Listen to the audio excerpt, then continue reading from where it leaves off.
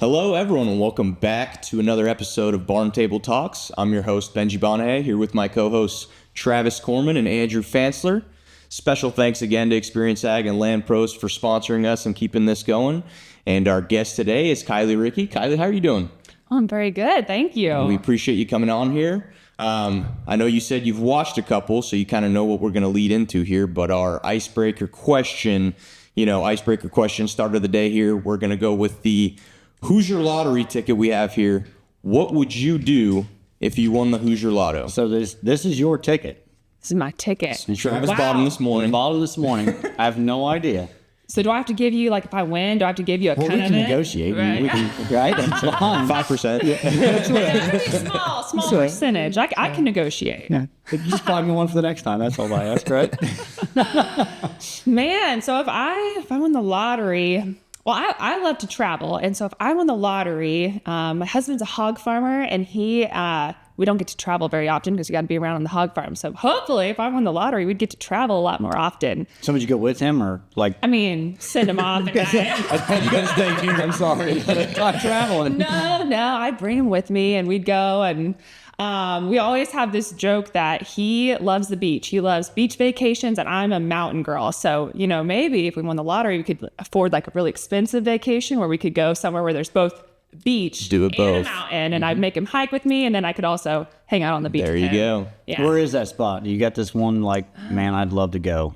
Okay, well, I would love to go to Hawaii. I know they do have volcanoes. I mean, I don't know.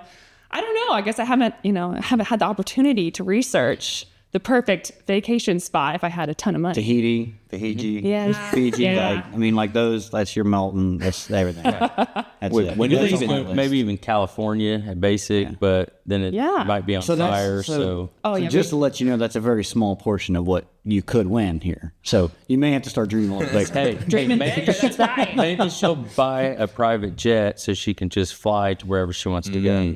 I like that. Absolutely. Still possibly small, Oh, like compared to what you could win. Okay. Private jet plus a house, buy my own like property on this said island with a mountain.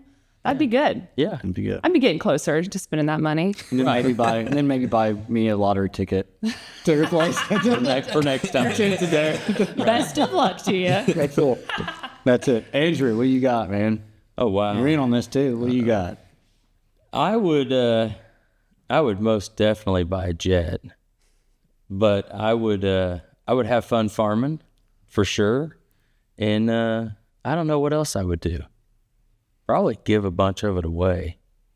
Ooh, he's making me sound bad. There's always that guy. Wants to travel. He's got done it. I mean, no, I'm traveling, but what are you going to do? Like, if you won $1 billion, what are you going to do with it? I mean, I wouldn't want to change my life, but I would definitely be like you. I would want to travel. I'd want to have my own jet to travel with. Probably a few places that I'm traveling to that I own.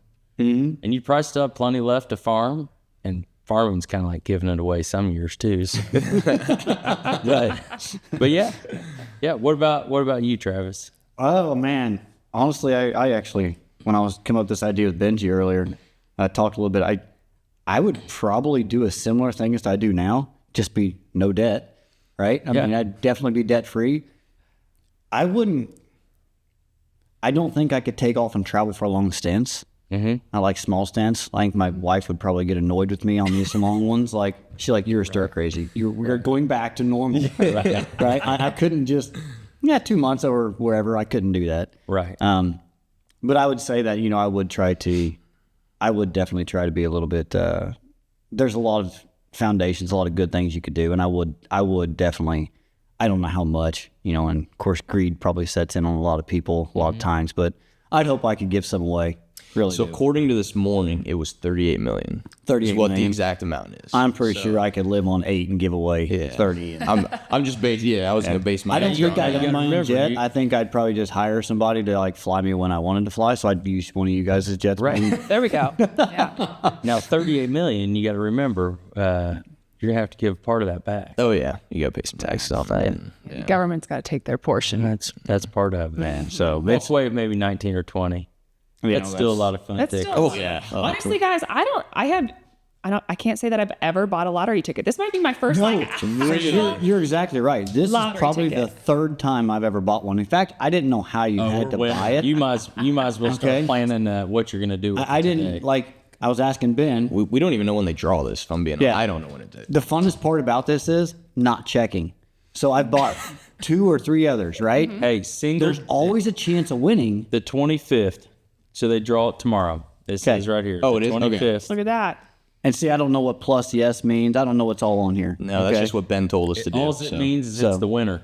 So, but if you never check it, we're like, holy cow. Like, This I may be still our could. last I'm waiting pod. to hear like, there's a winning lottery ticket in Greensburg, Indiana. I'm like, oh my God, that still could be me. could be us. Like you always have that hope, right? So should we sign off today? This is probably the last podcast we're ever going to do because we're going to be millionaires. Probably not. Okay. Probably not. We're just going to have maybe we'll have wireless mics. Wireless mics next. Big upgrade there. Big upgrade there. Maybe we'll do something like, Benji, what about you? We skipped you. That's all right. I'm probably gonna pay off my student loans. Number one, that'd be the first thing I do. And Don't then, even go down the alumni to Purdue. and then- no, no. I'd buy a house, some land that I could hunt myself, and then maybe I would donate some back to my alma mater there. So Ben, he's got this stick at me. He's like, yeah, I'd donate everything to the alumni because I owe everything to Purdue. And we always get in this beef. I'm like, you owe nothing to Purdue that you didn't pay for. Right. I'm 100% on board with this. Like you I agree. paid for everything you got from that university, and you owe nothing else to it, right? You gave And me I'm money. sure this is They gave controversial you to an- everybody they that's going gave to be you an watching. Okay, education. but yeah, that was a paid for transaction. An Life education. skills, life experiences, true. life skills, and life experiences. You get those anywhere and everywhere. It doesn't matter what university you go to. The head of the Alumni Foundation would He's going to have a hate me. different I know. opinion. I know. I'm an alumni That's from. a true statement, but it's he feels called to give back so that way future students could have an experience for it. Now you realize So the university paid for your experiences.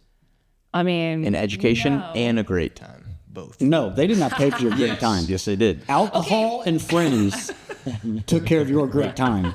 right. And you paid for the. Have you ever went to any ball game and not had a beer? No. Probably not. No. Okay. Okay. We won't get into this debate. Okay. All right. So, Kylie, tell us a little bit about yourself. all right. Yeah. So I work for Bayer Crop Science now. So that's my big girl job, or my main job, I should say. And then also have a lot of fun side things going on. So we have Ricke's Meat and Market that, so my husband's family is kind of where that started with. So my husband farms with his dad and brother and sister. And we have hogs and beef, and we have corn and beans, and then we do some produce on the side too for the market.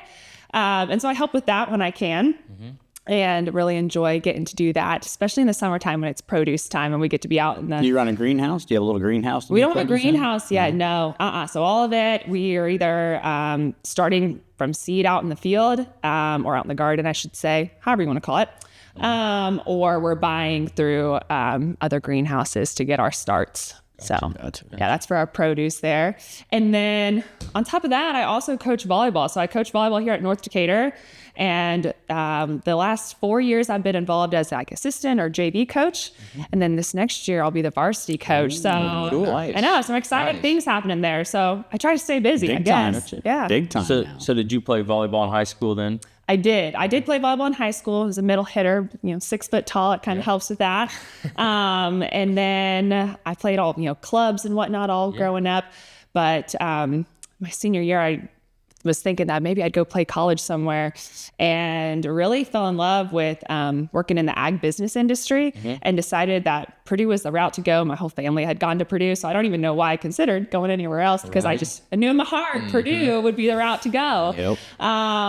And then really decided I'd like to, my whole youth, I was all focused on sports, and it was time to kind of readjust and get a little focused more on what I would be doing next. Gotcha. So, yeah. So you started kind of in the ag industry basically right out of college, in college. Yeah. So one of the, I started, I think this is a great program when high schools do this. So like my senior year, it was one of the first years that my high school started to offer where you could go to school half the day and then get credits for going to work half the day.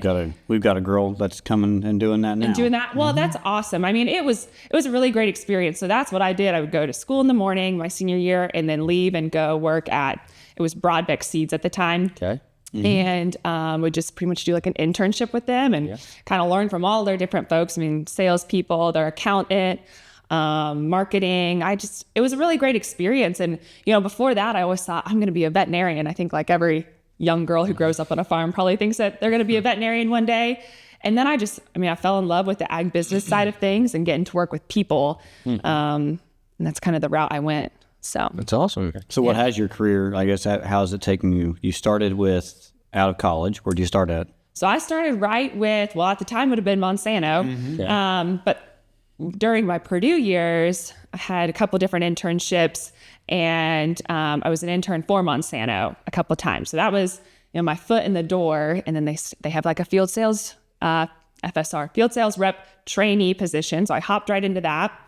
And then from there, got to the full-time field sales rep role, working with DeKalb Asgrow. And that was in northern Indiana, which is where I'm from. So I'm not originally from Decatur County, originally from Wabash County. Gotcha. Yeah. Gotcha. So anyways, after that, so that was Monsanto. And then, of course, Bayer bought Monsanto. So just kind of slided over and kept doing that. And that was so I graduated in 2018 from Purdue. In 2020 is when Bayer bought Monsanto. Yep. And then I think that's right. And then it might have been 2019. Either way, in 2020, then also that's when my husband and I got married. So Grant Ricke and I got married then. And he moved me down here to Decatur County. So I had to find a different job. I couldn't be my field sales rep trainee or field sales rep for DeKalb Asgrow in Northeast Indiana and live down here in Greensburg. So this role opened up it's still within Bayer Crop Science, but it's on the digital side of things. So I work with Climate FieldView and cover all of Southern Indiana now, kind of managing that territory. Gotcha. So, Nice. yeah. Do you enjoy the data side of things? I do. I'm kind of a data girl, a little bit of an Excel nerd, I guess. And so not that we work with Excel like solely, but, with FieldView, it's a data platform. And a lot of times I just, can get lost in the data, helping customers with fixing issues or finding different nuggets within their data. So it's kind of fun that way. Yeah. Gotcha. Good. So you have the Ricke's pork. I'm sorry, what is it? Ricke's Meat and Market. Meat and Market. There you go. Yeah. Yes. You got a link to your social media. We'll put that on. At the Oh, end. you should. Yeah. Absolutely will. Can't pass up the opportunity to advertise here. Absolutely. So is it like pre-cut package so you could buy what you want? You don't have to buy it by the whole or the half. Absolutely. Yeah. So we offer all sorts of things. So one of the cool things, like I said, my husband farms here. So it's on the north side of Decatur County up towards like the Clarksburg area.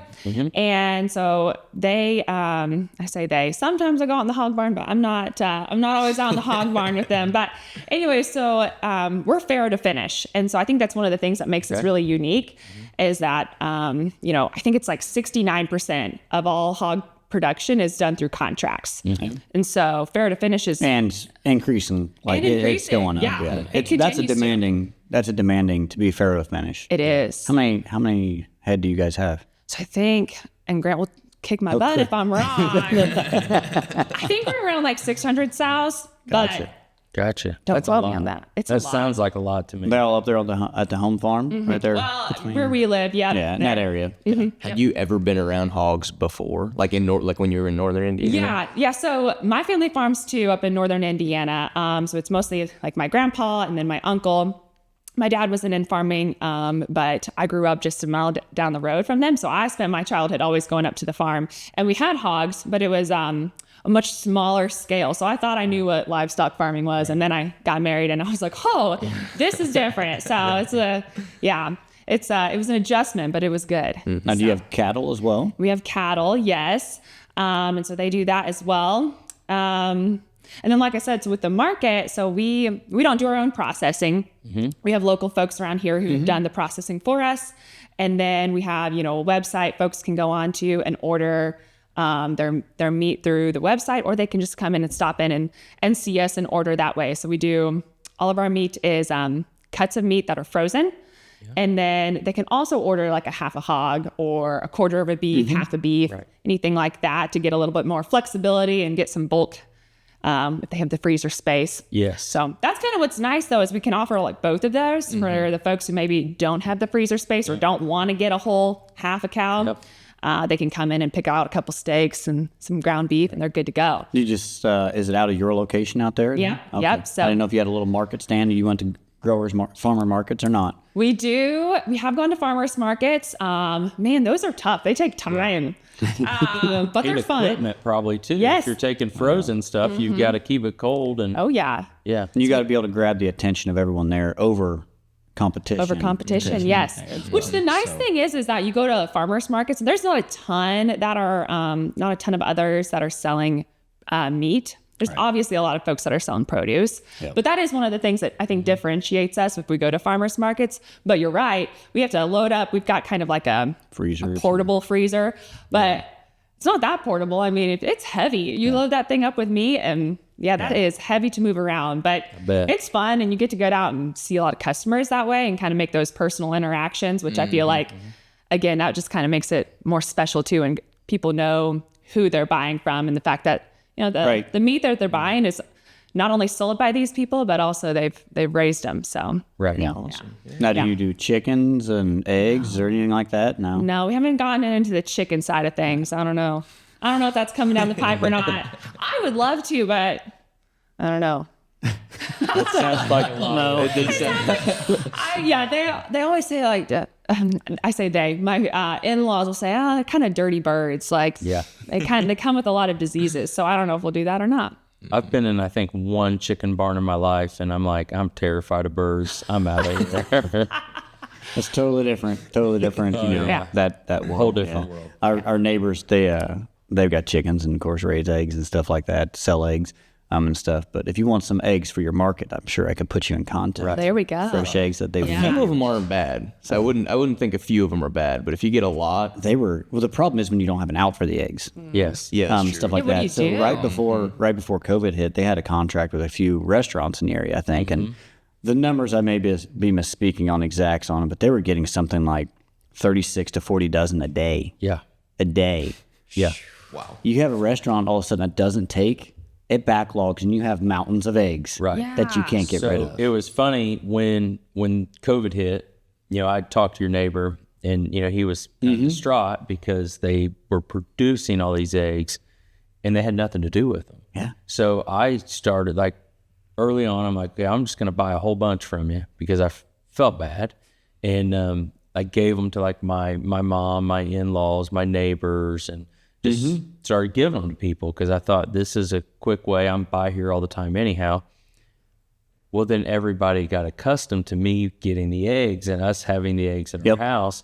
So we became the egg distributors. Yes. So we have Same thing. in our house full of these eggs. We're the same way. That all these people just come to our house and get eggs. Even when we're not home, they just come and get eggs. And here, Benji's seen me carry cartons and cartons of eggs into this place because we're the same way. It's like, oh, okay, we'll bring you several dozen. Right. Yes. Yeah. So tell us a little bit about FieldView. All right. So obviously I know, the Monsanto side of it and Bayer, and I personally have had opportunities to work with both companies in the past. I think they're awesome. I don't know a lot about FieldView. So for somebody that's not, in this world and has a ton of knowledge, how would you describe FieldView? Okay. Well, I'll start with the beginning. So FieldView, what we are today. So Climate FieldView is actually like two separate companies that kind of merged together and Monsanto bought. So it started as the Climate Corporation, and it was a startup out in San Francisco. Okay. And they did mostly insurance, actually. And so that's kind of where like the climate side came into, and they used weather to track, and I'm not familiar with all of what they did, but anyways, it was like an insurance company at the time that was using digital and data to drive their sales and drive their business.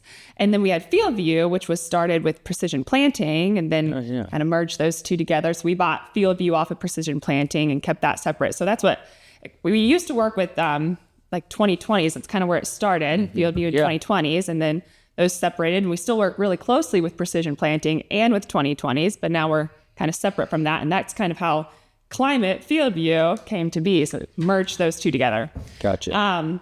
But anyway, so now we're really focused on working with farmers on data collection, data storage, and then analyzation and visualization. That's a lot to say there. But anyway, so collection, storage, and then, visualization and analyzation. So really helping farmers to be able to track what's going on in their field, and then have that data in a spot that they can actually make decisions off of it. Gotcha. So we like to talk about how we're colorblind too.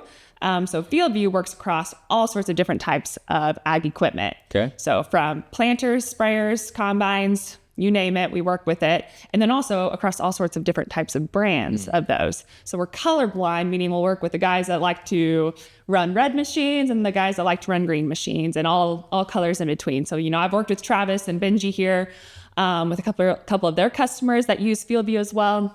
And really just getting to help farmers, utilize data and utilize digital platforms. I would say one of the most challenging things, and I think you may echo this, but I'd like to see your perspective, is not everybody has one data platform, right? And getting something to be commonizing across the data platform so data can get from a slingshot, right? Coming out of a sprayer. We just crossed this bridge the other day where a gentleman was running 5 data platforms in order for his data to come back into one spot, because certain things will talk the correct way. There's certain APIs in the background that, have been made and stuff like that. But he was running a slingshot, their system. He's running JD Ops Center. He's running Agfinity.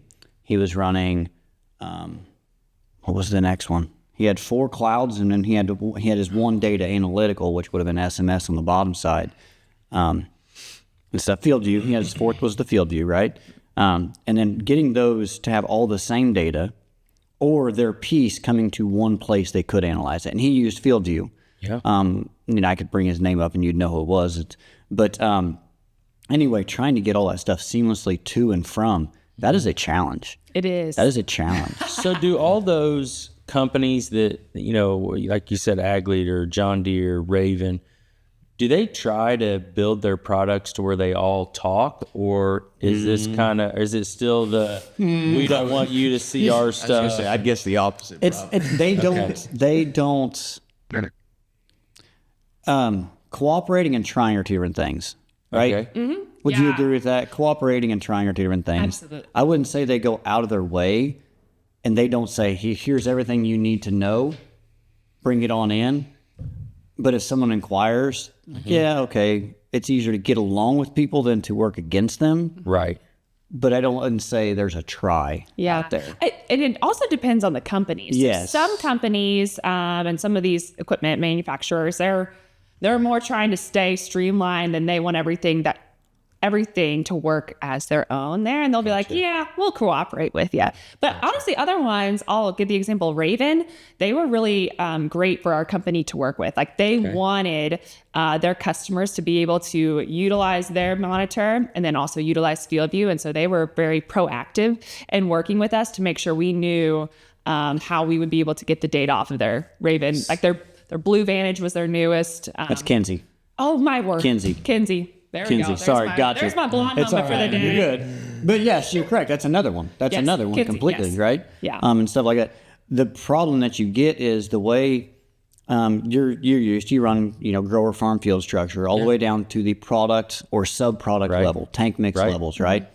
How all of those come across through the APIs, which is the backdoor, the connection going in through the clouds, right? That they say, okay, follow us into our Excel sheet, long and short of it, and how that shows up now on your map, what you would have called burn down on a tank mix or whatever it was, right? And then you can subcategorize, say, I had this many ounces of so-and-so. It may take and collect all those up to the top level and call it a 20% boron, endless, whatever, all this stuff.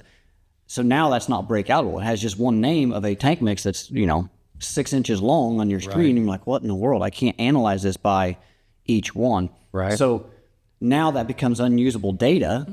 So now you got to find another way around that somebody else collected it correctly on the Excel spreadsheet and blitzed it down. Right. So it gets very hard and overwhelming for sometimes for growers. And I think that's where Kylie has been very helpful. And, we try to bridge this gap of like, okay, we don't want to say you have to use all one because that may not work in every situation. Right. But trying to at least make it simple and usable, and then not saying, well, you got to switch the whole cart and use just this one. I mean, So with all that being said, then, I mean, from your all's industry, what do you want to see in the future? I mean, do you want to see a more streamlined? Do you want to see more of a separation to try to get farmers to, be in this camp or that camp? I mean, what do you see is going to happen in this industry? Kylie, you're the guest. You go first. Well, I mean, I think that you're going to see more differentiation between the digital platforms and what they offer. And of course, there's a lot of overlap. Like a lot of the things that FieldView does, John Deere Ops Center does, and then also, Ag Leader offers as well with Agfinity. So like there's crossover there, but I think what we're going to start to see is some more differentiation to honestly, so these companies all stay relevant. And how are you going to provide different value to farmers that they're going to need? Right. So I think that we'll see that. Like I still think, and this is just a perspective from FieldView, I want farmers to have multiple different options for their data, and then also to be able to bring in data from all of these sorts of platforms like Travis said. I mean, it just might not work for an operation for, certain folks to have only one piece of equipment or only one, I guess, brand of equipment that all of that runs through. So I think just making sure that there is simplicity, yes, but also just a lot of options is probably going to be the route to go. I think the longevity of each company determines their path forward as well. Like if it's a startup company that's wanting to get basically just kind of purchased because they have a great idea and a great way to show or display something, what I think you may start seeing is proprietary data. There's some you're not very far from, I would say, a row by row yield analysis and stuff like that. I think you're going to start seeing proprietary data only probably seen in certain, avenues and stuff like that. Now that may be mapping ability, right? If you don't have a high definition map through your, whatever your hertz rate, your pixelation is and stuff like that. But I think they're going to try to grab onto those pieces and say, this is why you need to come across to our platform. But I'm on board with you, Kylie. I mean, let them have their choice, but if you're going to choose, make sure you kind of look and say, what's the longevity of this company? Is it going to stay? Are they wanting to remain independent? Or, at the other side of this too is my data being used in the background, right? That's huge. Yeah. The guys they don't understand the value of what is being created. And it's not I'm going to spy on you scenario. That has nothing to do with it at all. So you don't think the Big Brother effect is real, Travis? Don't get me started on it. Don't get me started on any of this stuff. No, I think that the data privacy and security piece is huge. Well, they pay a lot of money to collect that data. Yes. I mean, I know I send the invoices out, right? I know there's a lot of money that's used to collect that and hopefully allow the grower to continue to analyze that data. Have you heard of agdatatransparency.com? I think is the website. So that one I recommend to farmers all the time. If they're like looking up these different digital ag platforms, it's agdatatransparency.com. I'm 99% sure.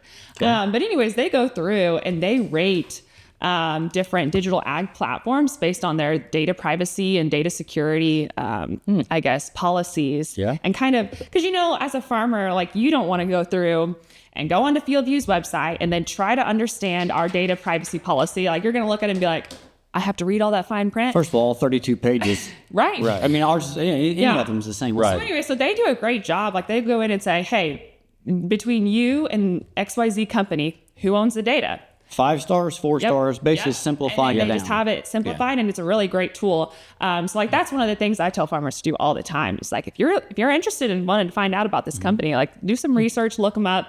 That's one of the things. I mean, I'll say it till the end, I guess. Like FieldView does a great job with our data privacy policy. Like if you go onto agdatatransparent.com, it'll say, who owns your data between you and FieldView, and it's you, the farmer. And so that means at that time, like they can delete it, they can take it, they can move it, They could leave it in there.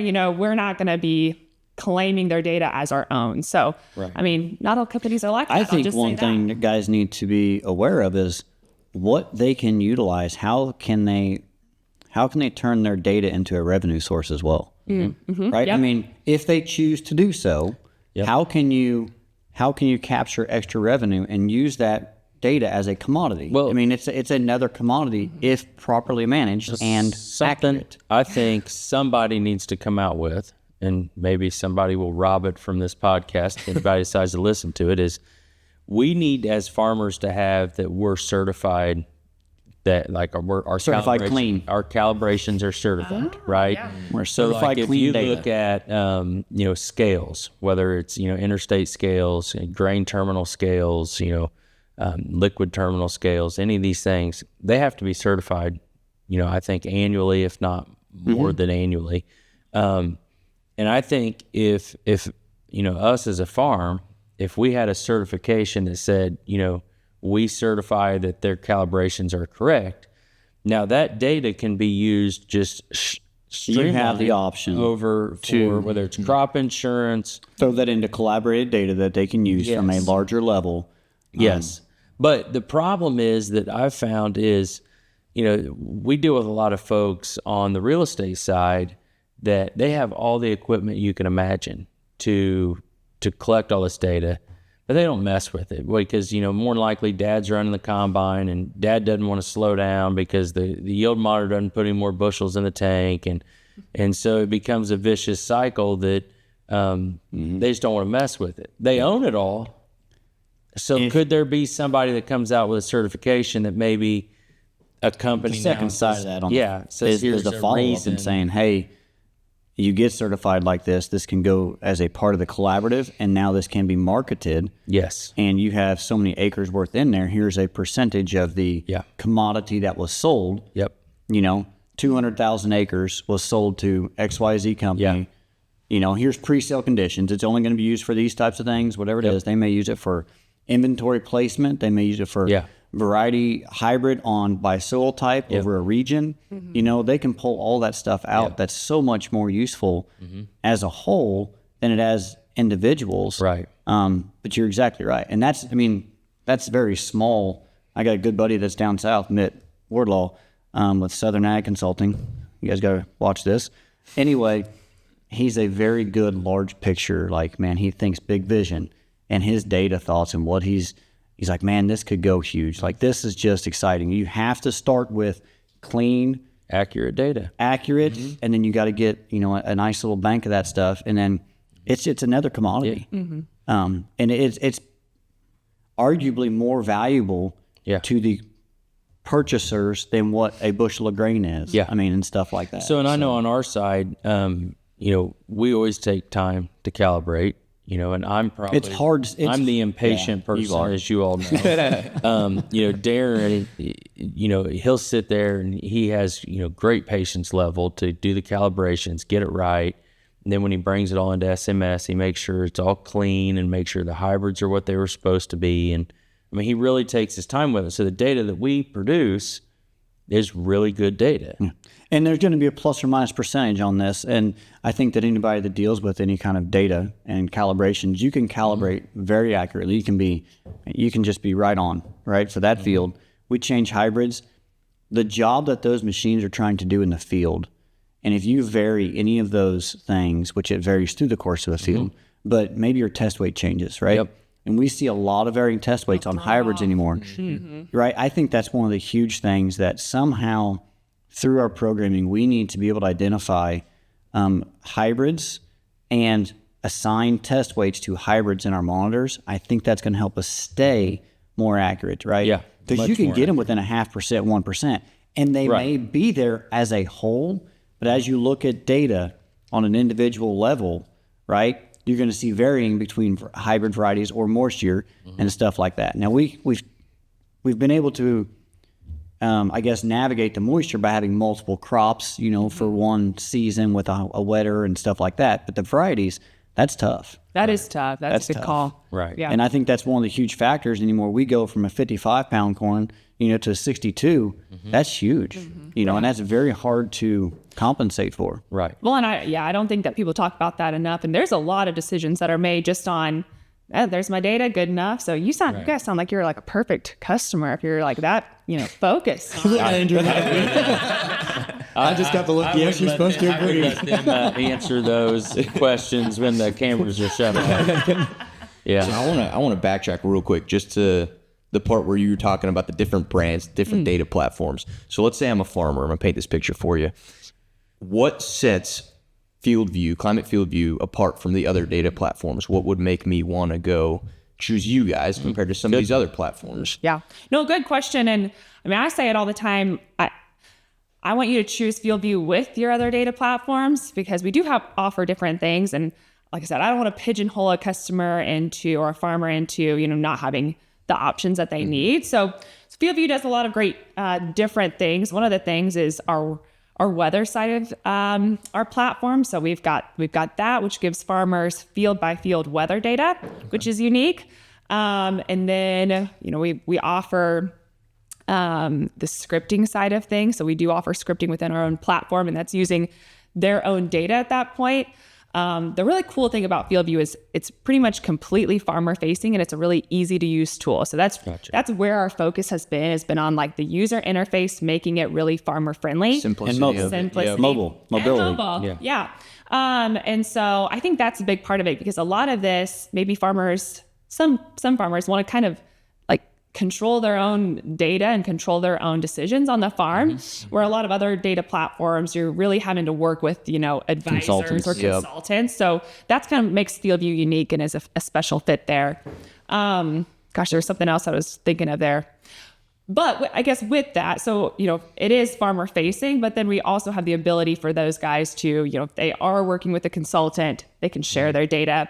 And then it's just like, I think a lot of ag platforms, you can kind of choose that level of sharing. So if you're like, hey, I'm working with this advisor, I want him to go scout my fields, but I'm not quite ready to share my yield with him. You could choose to do that. You can choose like, hey, you can see my fields, you can see my planting data, but this yield data, I kind of want to keep that under my wing here and not show all my cards. Yeah. I think one thing that you'd mentioned earlier though is the blindness. I mean, the simplicity to put in or to tee into a system and just have the data go either to the platform automatically.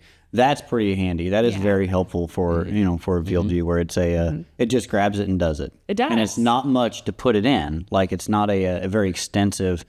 Me from being an installer and everything else, it's not that hard to get those systems in there. Right. So is there something that FieldView is missing that one of y'all would like to see? Well, there's a lot of things I've been like begging engineering for. Okay. Well, again, I'm a reports girl. So like I am always like asking our team like, hey, can we make this XYZ report? Can we make more data or pull out more data from these maps that we're getting? So that's just what I would like to see, more and more data available for customers to get. Logistics. Yeah. Mm-hmm. So one thing that I would love to see would be say truck logistics. Like where's my grain truck at? Where's my grain cart at?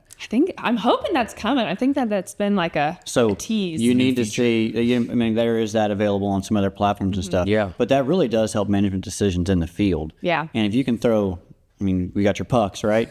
Throw a puck into the 1939 port on a semi.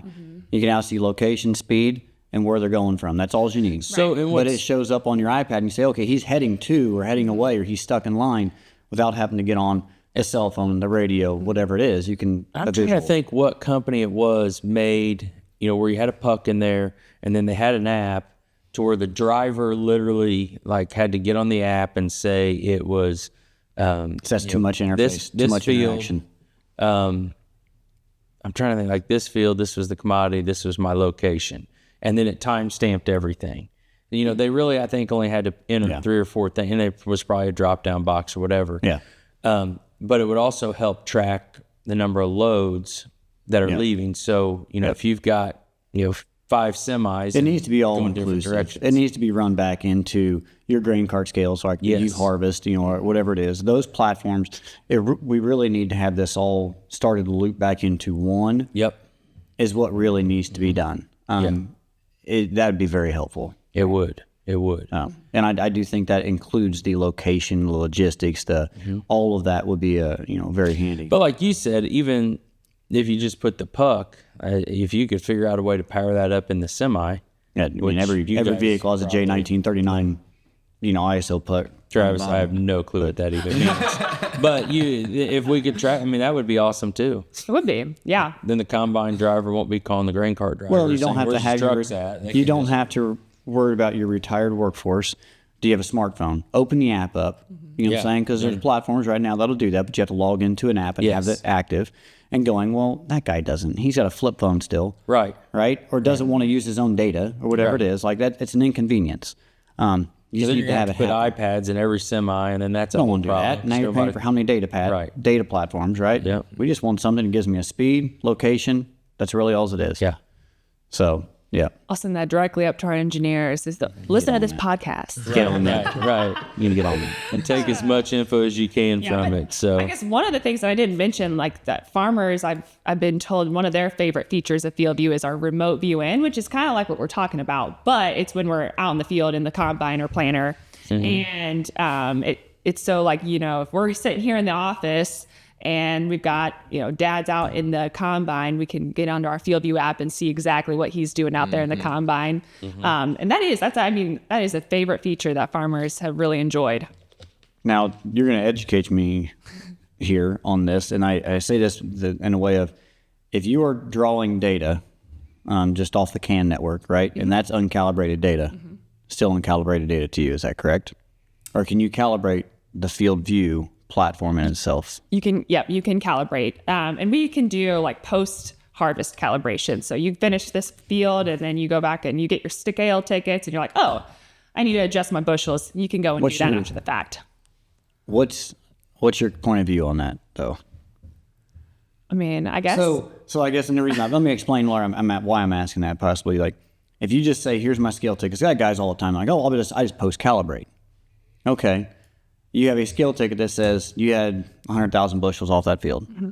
You said it was 90. Everything was good, right? We did it. We adjusted it. You just scaled that whole field by an even amount. Right. That's not how a field goes. Would you correct?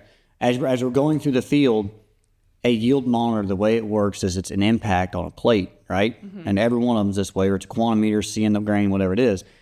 Not every spot in your field is 5%. You may be correct. You may be right on at a certain flow amount, right? When that grain hits that impact and it creates a vibration. It's a theoretical number we're creating to say this is bushels an hour. You may be right on at, 1,600 bushel an hour, but if you go down to 900, bushel an hour, you're maybe 7% off. But then somewhere in between. So if you do just a post-calibration on a scale ticket, you're just doing a slide scale, and that's basically everything. You do not have accurate location of data, right? And now if you're going to try to go back in and fertilize off of this, right? You just said my whole thing was all 5%. Well, you said the top end, the bottom end, the middle, everything in between is not right. Right back to my certified calibration, right? If you get it right the first time, I'm a big data guy. you don't have to do any of the rest of it. Accurate data. If you want to use it, you better do it right. Right. I think that goes like to maybe what the farmer's utilizing it for. So you're right. Like if they're using it to create scripts off of or make decisions on an like by acre basis out in the field, maybe not the route to go. Right. But if you're wanting to utilize your FieldView maps and your FieldView data for more just like reporting side of things, then you need to do your post calibration. So I think that tool needs to be available. But I do see what you're saying. It's better available than not because the hard truth is still people are not going to calibrate in the field. We've been down this road since 1992, right? And there's still people that won't calibrate and say, well, it was off 10% last year. I just know that. Well, that doesn't mean that's what it is this year, and it doesn't mean it is 10% everywhere in that field. Right. You were positive 2 in some places, and you were negative 15 in others, and we washed out somewhere in the middle. Right. And that's the long, hard truth of it, and varieties change, like I said earlier. So there's just a lot that could make. There is. Yeah. And so it's just how can we kind of simplify or take away all of those variables. And it's hard. I don't know how you can minimize. That's where Well, then you just how do put minimize those more variables. electronics, and then those don't work. And Right. Then you got more mad Ultimately, farmers because right? these electronics are not I working. paid for all this stuff, and it's not working. But you thought I was a perfect customer earlier, but it's only still as think so. it's only as good as the weakest wire. And you hear me complain all the time about we have a pinched wire somewhere, something that is just stupid, and it shuts the whole thing down. And then I get mad and I keep driving and it's not recording data. And so then you have these fields after the fact that have these great big blank spaces in it the because fun part's when it's the cell phone network that's interfering with everything. Right. I remember Because- those phones. yeah, Those sits. because we run 2 machines at Harvest, and so Darren's stuff seems to normally work perfect. It's never just operating. It causes this and way. it's my stuff that's always a disaster, and I have zero patience. Like when it's time to go, it's time to go, and I just keep driving and complain a lot. Now you actually sound like a Normal person. customer. You're right. I drive really fast, didn't I? There, yeah. No, it's completely understandable though. And I mean, it does. It's stressful when you're in season. You got to have stuff that Yeah. works. So Right. that is the toughest part. Yeah, like data is super important, and I think farmers realize that. But at the end of the day, you got to get your work done. So And as a farmer, you don't realize how bad it is to steer something until you have to steer. And Travis will recall this. We got into one field this year, and like all of a sudden, my steering just quit. Everybody else has worked. Everything was fine. That's when it really drives me nuts. When everybody else. And everything else is fine. And of course, I'm throwing a fit, and I'm like, you know what? I'm just going to the other side of the field. I'm going to harvest by myself. And when I need a grain cart, I will call. And until then, you guys leave me alone, and you get a lot done, and I'll be over here just causing problems. And that's what I did. So okay, well, like with that though. So what problems have you seen, in the field in the past that you guys have brought back and said, okay, we're seeing this problem. The farmers are complaining about this, or the farmers are talking about this, that then engineers in the engineering side has been able to look at and say, okay, we're going to make these changes because we think it's going to be a better product in the long run. Oh, I mean, that's a good question. A lot of what we've done recently, or like at least since I've been with FieldView, is just really been focused on what equipment we can be compatible with. So the most of the problems I've seen farmers have is like, hey, I want to be able to capture data off of everything. So every pass across the field. Yes. And you roll your eyes. It's funny. Yeah. Anyway, so they do. And so that's been like the biggest thing is that I guess it's a problem as, farmers want to see more data. They want to see every pass across the field, no matter if it's from a, wonky setup of a, manure spreader or whatever it is. They want to see it all. So trying to work with engineers or our product team to make sure our farmers can get that. And some pieces of equipment are a little bit easier to get data off of than others. So along those lines then, I kind of asked earlier, but, if you look down the road, say 5 to 10 years, what is one thing, Travis was talking about logistics. What is one thing that you personally think is a must? What is one addition to what FieldView does today that you think this is a must that we've got to get in place in the next 5 to 10 years? So I don't know what it looks like, but I think that a must is going to have to be looking into the AI side of things and what that's going to bring to the ag industry. Because I don't want our company to be behind the 8 ball on that. I think that that's going to be something that we can utilize in the ag industry. I don't know really what all it'll look like, but I think that there's a lot of opportunity when it comes to artificial intelligence. So I was real excited reading the article about Stargate earlier this week, and our new president there that we I guess we haven't had one for about 4 years now, but we've got one now. So the $500 billion from one group they're going to invest in AI, and then you look at what some of these other outlier companies are going to do from investments in AI, and I think it's going to be game changing, not only to society If it's as a whole, accessible, but to ag. it all depends on where it's accessible to and to what levels too, though, right? So that's yes. Where does that knowledge get disseminated to? Who has access to it? Like, there can be a lot of money thrown if it's not used or shared. Which I'm not saying someone else should share their $500 billion. I mean, I don't have that much to share. But Not yet. not yet. Not yet. I'm just starting.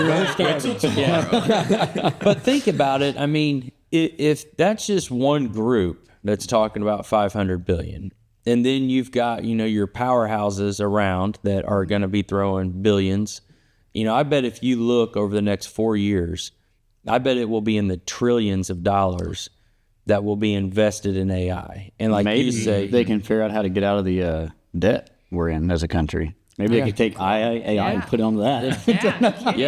No, I do. I think that there's a lot of opportunity, and I mean, very novice when it comes to that. I don't exactly know.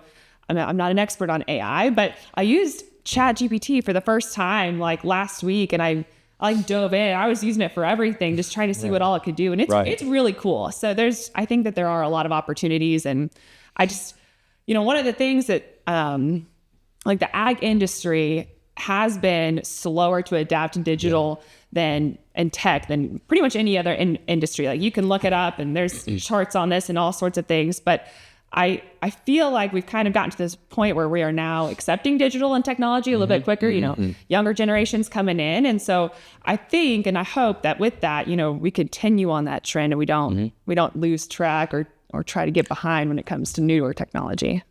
It is pretty crazy what that stuff does, though. I mean, couple weeks ago, I was trying to design some kind of picture for Barn Table Talks, and I went on this one app and I typed in like what I wanted in the picture, and in 2 seconds it generated the picture with everything that I wrote into it. Unbelievable, insane. I don't know how. I don't know how it all works, but if everything does shift towards that, it'd be crazy. Well, I think honestly, one of the things that I feel like we could see coming is farmers maybe utilizing it more, and especially when it comes to either marketing their farm, but also like marketing their grain and using it that way. I just think that there's a lot of data that can be pulled. Right. AI can be helpful.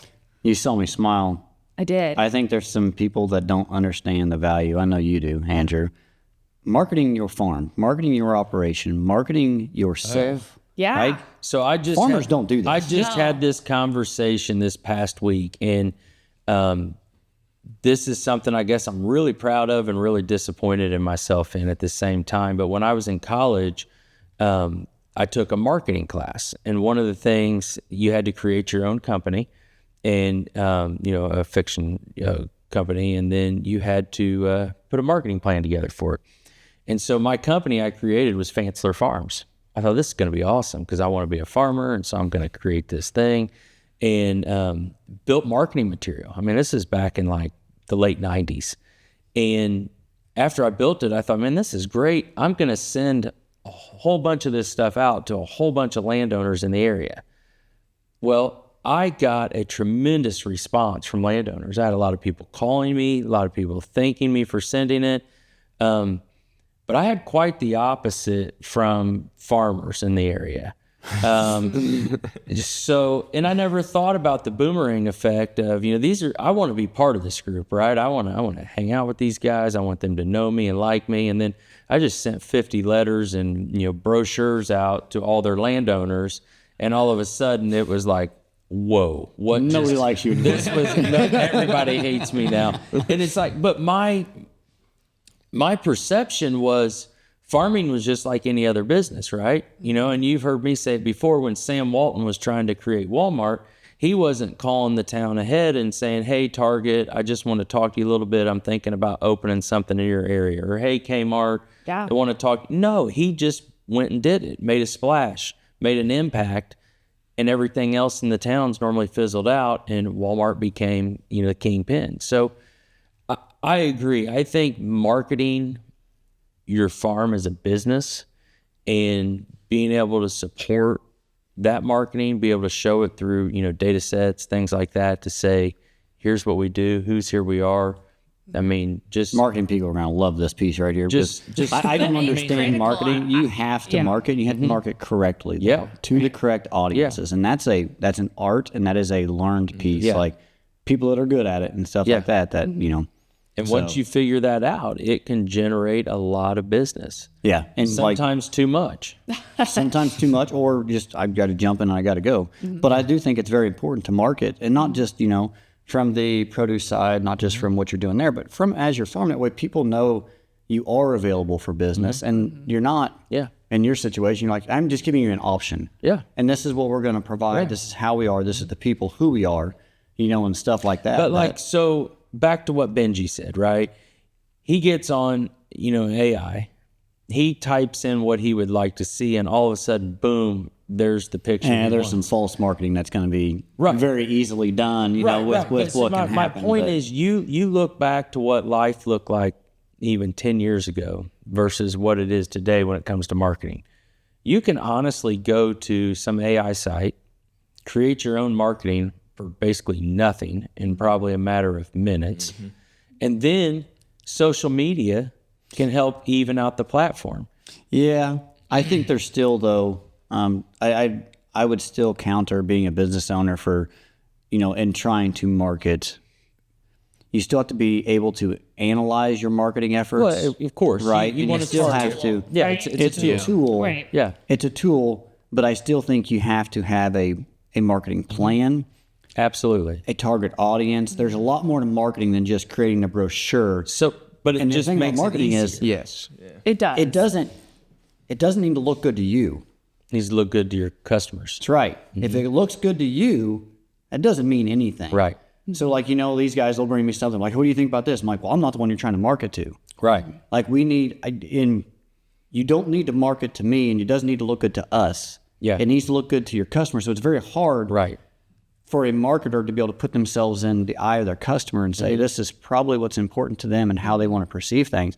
And I think the true marketing people, not to cut them away or nothing like that, I think that's where they have that piece that if they're good at what they do, Yep. they can quickly, easily, and effectively hit all these avenues, these go-to-markets, their social media platforms, whatever it is, right?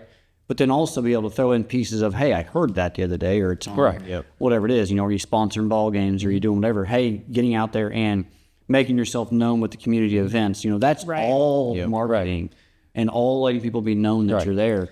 It's. But if you don't have a budget to start out with, oh, you can blow a budget. I can tell you that. it's a real simple thing. Yeah. I mean, you think back. There's a lot you can do with Yeah. it. Yeah, social media, like you said. You can do a lot for a little. Yes. Just a little amount, but still tracking it all the way through to But think effectiveness. before social media. Oh, You're paying for commercial. You're It's paying for hard. airtime. How many So- times do you throw out mailers and Right. you get them and you're like, oh my gosh, right to the trash can, right? Right. Yeah. But with even the creativity side, like you said, AI, Yeah. the whole generating these certain ideas, not saying that the nowadays marketing is not as creative. It is, but you can generate a lot more Quicker. in a lot faster time frame Clear. to choose these certain things. I think it's great in my opinion, just because it makes it a lot easier and faster. Yeah. But yeah, that's And I do think that that's going to be something, like you said, maybe marketing to landowners and whatnot, but also just in general. I think that the food industry, people are wanting to know where their food came from, even more so. Like we've heard that, but now people want to know, where's my food coming from, but also how is it being raised? And they kind of want to know more and more now. And only I think the number is 1% to 2% of people are employed within agriculture. And so they really don't know. So I think that farmers also have the opportunity to kind of Educate. market and educate, and it's going to make a big difference. Yep.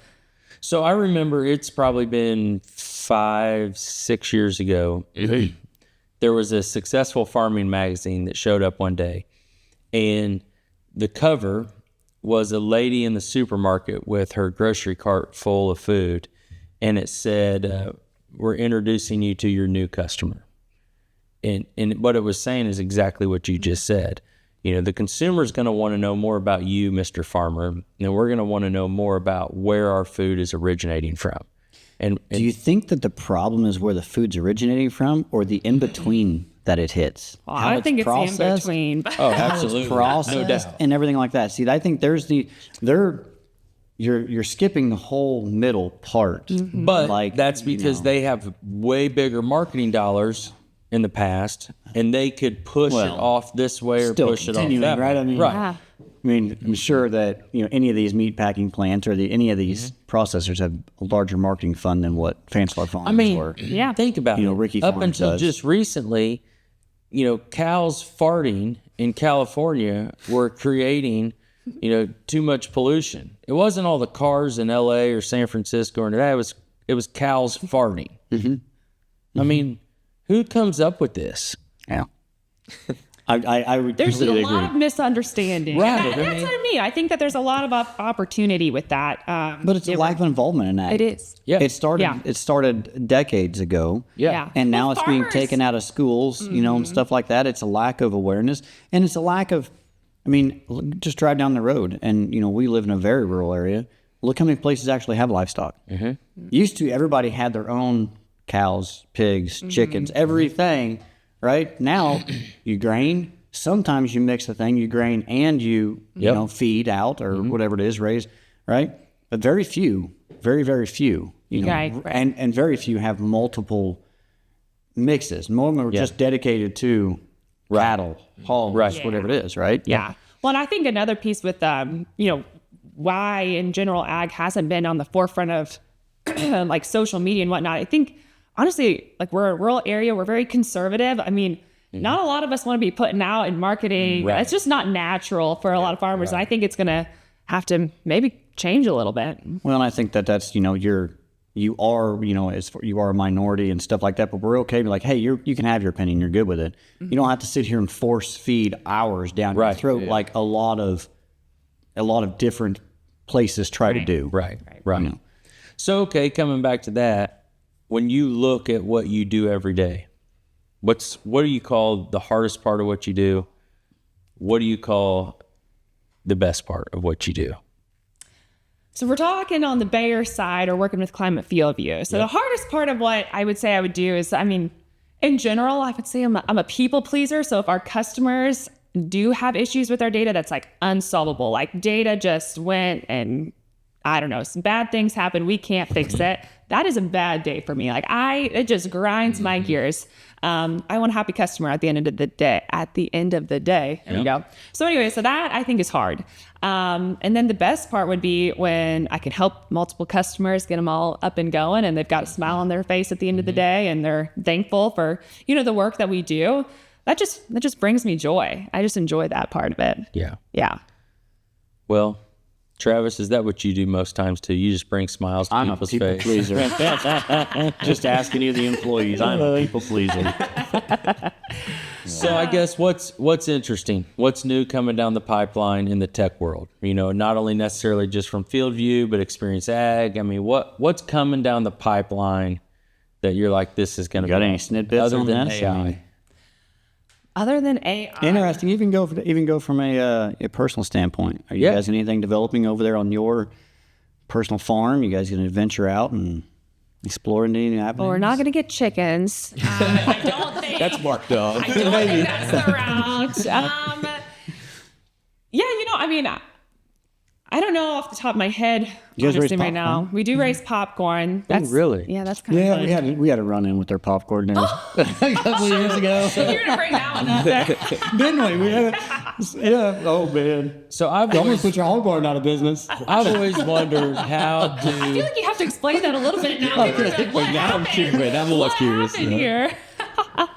So we also run another business called X-Ag Apply. It's spray drones, right? And Kylie and Grant had reached out to us to come put some fungicide, right? I believe popcorn. on the popcorn. Yep. And we were going over with a drone. Our drones are fairly large, 9 feet tip to tip, pretty good size, right? We were coming over and we were coming down inside their patch of popcorn, and you can't always, you can watch the drone, you can see it and stuff like that, but depth perception when you're coming down, we don't have cameras directly below. Yeah. Well, come to say the operator was just slightly too close to the power line, cut the power line in half. Oh no. Was this when power went out? Oh yeah, the whole town? Yeah, to the whole, okay, yeah, to the whole city of to the large city of Clarksburg. Oh, no. We knocked power out. It smoked the drone. I mean, the drone was on fire on the ground. Of course, power going out, kicks on the generator to the hog barn. Like, it was quite the ordeal. Thankfully, you know, there was nobody hurt or nothing like that. They came out, cleaned everything up. We set a new line, new poles, stuff like that. Got it all cleaned up. But yes, Yeah, we it all did turned out good. It was quite wild though. We were so excited to have a drone out. Like, it was just, you know, new technology. So my mother-in-law was out there videoing even. Oh, yeah. And she got the whole thing on video. This drone. Like, like, going How up have I and not flying. seen this video? I'll have to share it. Oh my gosh, I gotta see And this. then you see her just go, or you could hear her just go, oh my. That was pretty wild. But yeah, that was our popcorn. So I guess, I mean, we've tried all sorts of new things when it comes to Ricke's Meat and Market. And that's where we're continuing to try some, I don't know. I mean, we have our pork, we have our beef. We're working with, like I said, those local processors, but then, you know, trying out, seeing what produce customers like. Like, that's the fun thing. You want a permanent stand or a little piece? I got a little piece of ground out here. You guys can put the produce stand. There we go. That'd be fun. Yeah. He's always trying to sell something. Isn't he? Right. I can't take off that salesman hat.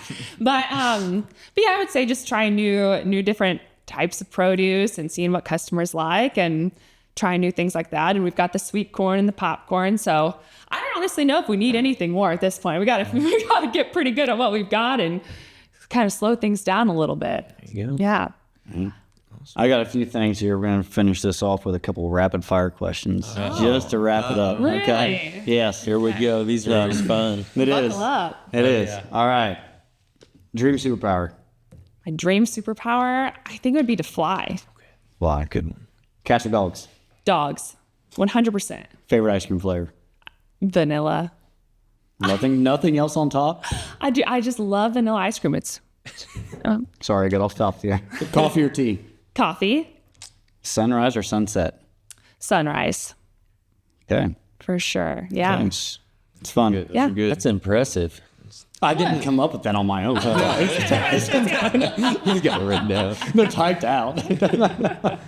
So, Kylie, thanks for coming on today. Well, yeah, Is this has there- been fun. Is there anything else that we've missed that you would like to share while we're here? Any other? Oh, hit us up. What are your social media platforms? Who we need to put it out here for us? What do we need? Yeah, well, I mean, Ricke's Meat and Market, you'll just have to search that on Facebook. And then, of course, following FieldView too and seeing what's new and going on that side of things. So both hats there. And North Decatur Volleyball. I mean, got to follow North Decatur yeah. Athletics. I mean, I've Should got be on next year. all Yeah. sorts of different things Had to going hit up on some there. sponsorship of the, Yeah. I think, Yeah. of the volleyball club. And you That's had right. you'd said earlier you are going to be the new girls varsity volleyball coach Yeah. for 2025. When does the volleyball season start? Well, that's what I was about to say. I was like, actually, we had lifting this morning. So I went straight from volleyball This is lifting why at it's a 6 sun. a.m. This is why it's a sunrise answer. I am a morning girl through and through. But yes, making those girls get in there and work out right before school at 6 a.m. And so they do a really nice job of getting in there, and then came here after grabbing some coffee because I'm a coffee girl. I got in here. So yeah. Awesome. Well, congratulations to you on that. Thank you. Hopefully you got a big 2025 season coming ahead. I'm looking forward to it. It'll be good. It'll be fun. Yeah. That is awesome. Well, thank you again. Thank you guys for watching. Make sure to like, comment, subscribe. We're on YouTube, Spotify, Apple Podcast. And thanks again to Experience Ag and Land Pros for sponsoring us to keep going. So hopefully catch you guys on the next episode. All right. That's good. Cool.